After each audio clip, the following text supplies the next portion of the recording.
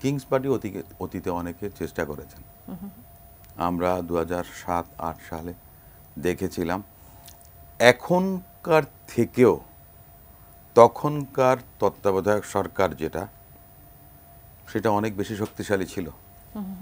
তারা Kings party প্রতিষ্ঠিত করতে পারেনি। আচ্ছা, অন্তর্বর্তীকালীন সরকার যেটা, এখানে কিন্তু বাংলাদেশ জাতীয়তাবাদী দল সহ গণতন্ত্র উত্তরণের পথে অভিযাত্রিক, সেই অভিযাত্রার অংশীদারগণ বাইরে আছেন এবং অ্যাক্টিভলি আছেন। আর 1/11 পরবর্তীতে প্রত্যেকে আপনার কি বলে বানে ভাষা, আপনার ওই যে বাঘে মোষে এক ঘাটে জল খায় একটা কথা বলে, বা drowning man catch a straw, এ ধরনের একটা অবস্থা ছিল।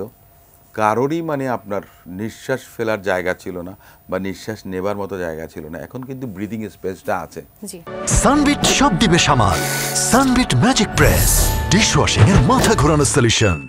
আমি মনে করি সে 2007-8 সাল থেকেও এখনকার অবস্থাটা কিন্তু অন্যদের জন্য দে আর ইন এ বেটার ফুটিং।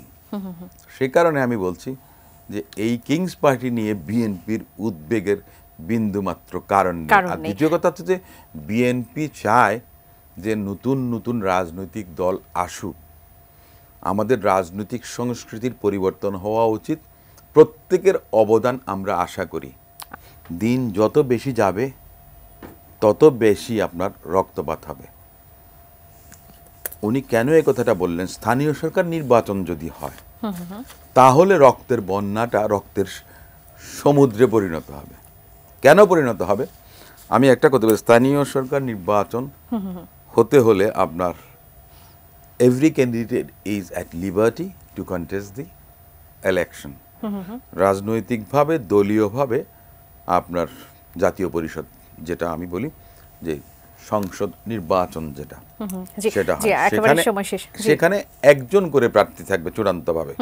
কিন্তু স্থানীয় সরকারে একজন না, দোসররা রয়ে গেছেন, তারা বিভিন্ন জায়গায় জামাতেরও নির্বাচন করবে, কেউ ছাত্রদের দল যদি হয় সেখানেও করবে, বিএনপিরও বিভিন্ন প্রার্থী।